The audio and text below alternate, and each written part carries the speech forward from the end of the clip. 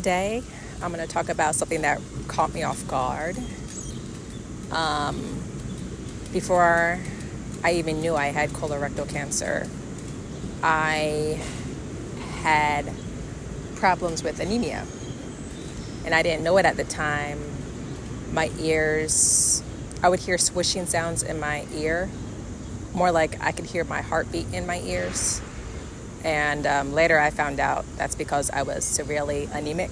That's what my GI doctor told me. I ended up getting a iron infusion and then multiple blood transfusions throughout my whole journey. So right before I was diagnosed with colorectal cancer, I was tired a lot. And I live on the 4th floor of my building, and I have to walk up 4 flights of stairs. And usually I do not get tired walking up those steps. I've been living there for over 10 years, and it just became normal. And my body was just used to walking up all those steps. But right before I got diagnosed with colorectal cancer, those stairs became harder to go up. I found myself losing my breath very easily. By the second flight, I had to take a rest, take some breaths, and sometimes I would feel a little lightheaded and see like those dots.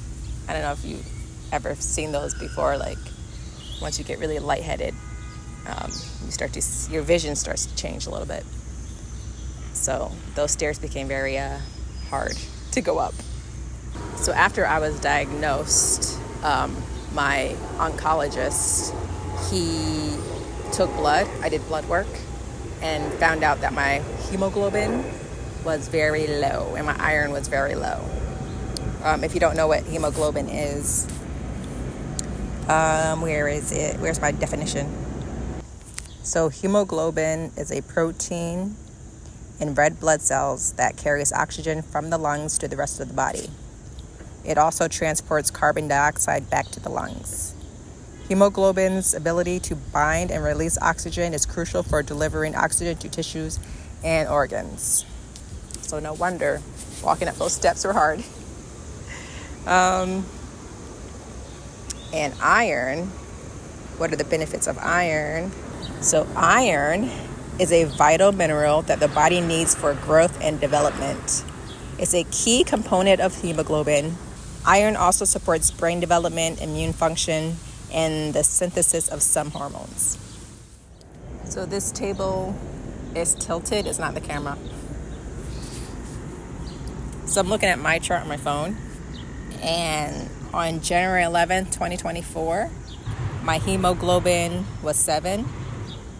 And the normal range is 37 to 145. So that was the lowest it's been throughout my journey. And the highest it's been was on July 29th, 2024. It was 60. So it was in the normal range at that time. The percentage of iron saturation in my blood. Very terrified of bees. On June 11th, 2024,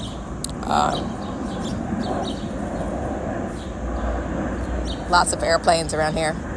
It was 2%, and the normal range was 13 to 45%. So it was extremely low. Yeah. Look at that.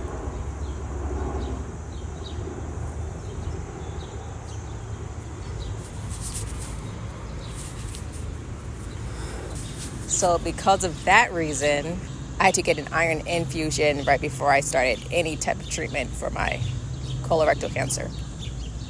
They wanted me to be strong enough in order to get radiation and chemotherapy and surgery. So that was the first thing they tackled, was getting my iron back up.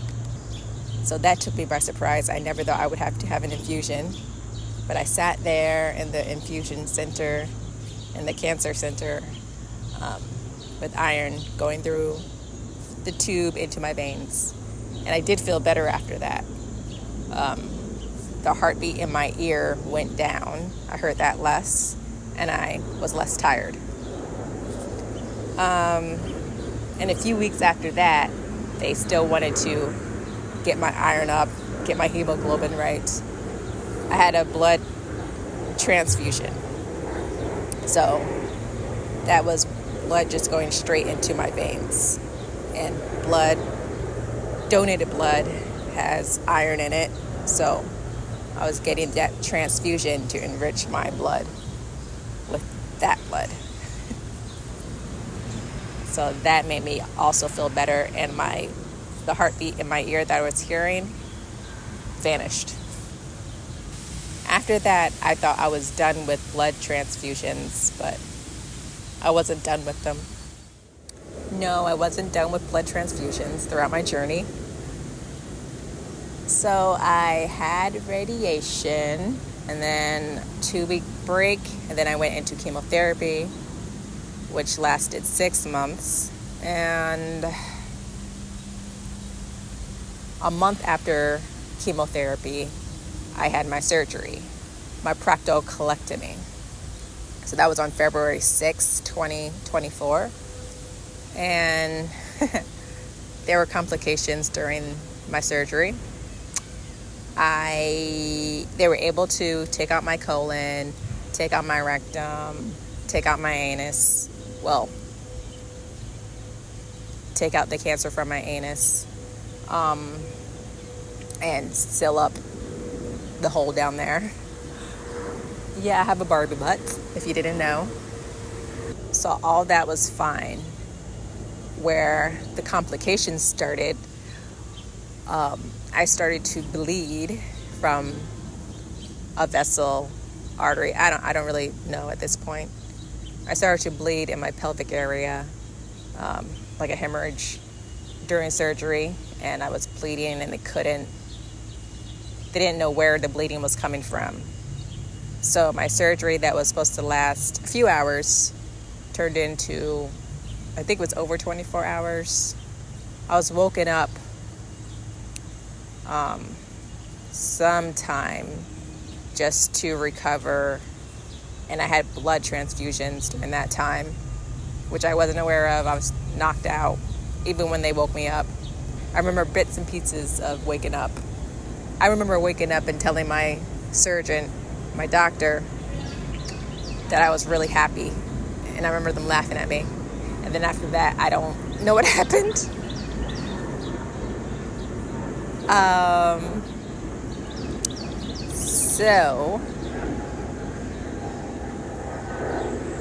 So yeah, I had multiple blood transfusions from which I read from my labs. And my doctor told me after that, yeah, I had to have blood transfusions. So I don't know how many packs of blood I got during that time, but transfusions again. And at that time, I think my hemoglobin went to like 5.6 or something. It was even lower than prior to my colorectal cancer diagnosis. So it dropped. The lowest it's been during that surgery. And yeah. So yeah, blood transfusions during that surgery. And I was able to recover, no problem. And then a week and a half after that surgery, when I was home, I started to bleed again in the pelvic area, which they called a hematoma formed in my pelvic area, which was basically a blood clot. So one of the vessels, a really small vessel, started to bleed, and it was so painful. Oh my gosh. The ambulance came, had to carry me down 4 flights of steps. I was lightheaded. So I know my hemoglobin was going down at that point. And when I got to the hospital, I had to get more blood transfusions at that time.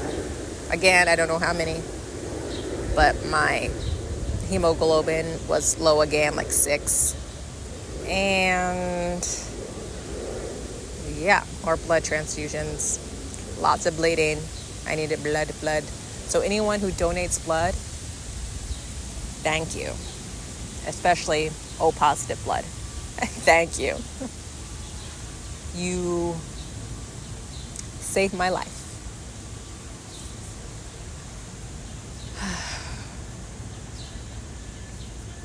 So I only had one iron infusion and multiple blood transfusions from the beginning until the end. Now in my recovery phase, my hemoglobin is, I think, 13. And hold on, let me check that just to be very, very sure, to be very accurate. Go way down. I have so many lab results.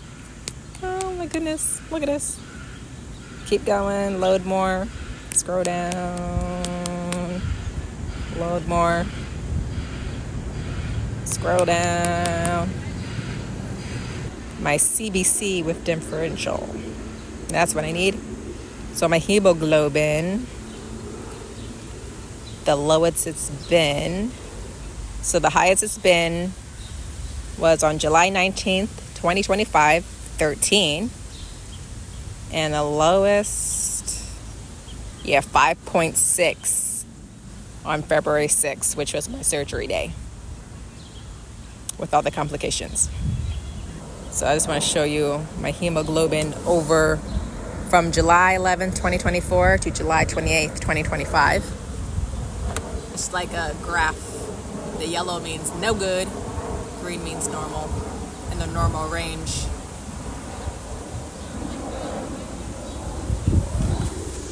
Groovy. But yes, blood transfusions have been my life support, to say the least. So I'm very grateful for those people who donate blood. Iron is very, very important for oxygen to get to your muscles and heart. And so I try to cook in cast iron pans now, especially when I'm cooking, well, if I'm cooking anything. When I'm cooking my eggs, even the egg yolks have have iron in them. So I eat eggs, especially the egg yolks, and I cook that in a cast iron pan. And they say to really help iron absorb into your blood, it's good to eat vitamin C with it, or drink vitamin C. So I usually drink my green juice, which has lots of green apples in it. I drink orange juice, an orange juice mango blend, orange juice pineapple blend, which is so delicious. So iron and vitamin C together, they work very well together. And they say don't take calcium with iron, because they both try to absorb into the blood, and they like battle each other to win, and they end up both failing basically. So iron and calcium together, that's a no-no. Iron and vitamin C together, very good.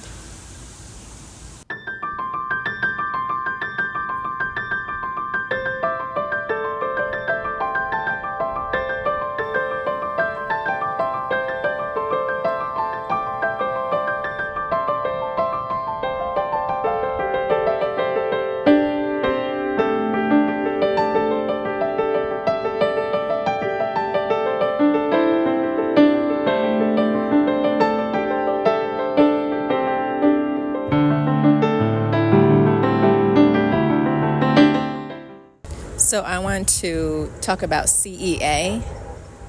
I know when I was doing research on YouTube about colorectal cancer, I heard a lot of people talk about CEA test in your blood, from your blood results. So CEA, I'm going to read it. In the medical field, CEA typically refers to carcinoembryonic antigen, a protein that can be found in higher levels in certain types of cancer. It's primarily used as a tumor marker to monitor the progression of certain cancers and the effectiveness of treatment, rather than for initial cancer diagnosis. So my doctor wasn't very concerned with CEA levels, because it can mean different things to different people. So he didn't really focus on that. And throughout my whole cancer journey, my CEA levels remain in the normal range. So let me look at my chart again. My highest CEA level was 2, which was on December 9th, 2024, and it was 2 on January 27th, 2025. So that was right after my cancer. So that was right after chemotherapy. My last chemotherapy infusion was, my last chemotherapy session was January 6th. And so on January 25th, on January 27th, 2025, my CEA level was 2. And the lowest it's been was 1.4 on April 9th, 2025. And that was well after my chemotherapy sessions. And so the normal range is from 0 to 5. So I just stayed pretty much halfway, or a little less than halfway, in the normal range. But they still were able to test it, I guess, just to see. I don't know. But he said that's not really concerning. Or that really doesn't tell him anything. Or that it didn't really tell him anything about my cancer, whether I was in remission or not.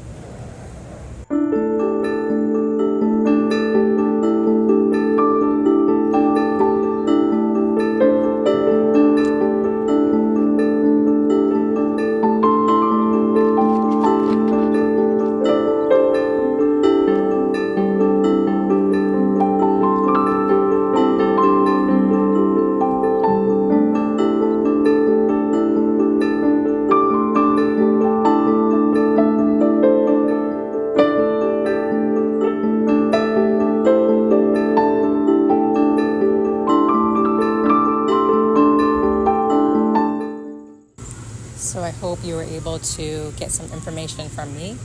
I like to share my story to help others that are going through their experience or supporting someone who is going through this experience. Just wanted to give you like a heads up, things that you might come across during your journey. So please share this with someone who needs to see it. That's my only ask, really. Can you share this with someone who needs to see this to make their life more easier or help them through this journey? But I'm going to enjoy this beautiful day at Prospect Park. But thanks for watching. I'll see you in the next one.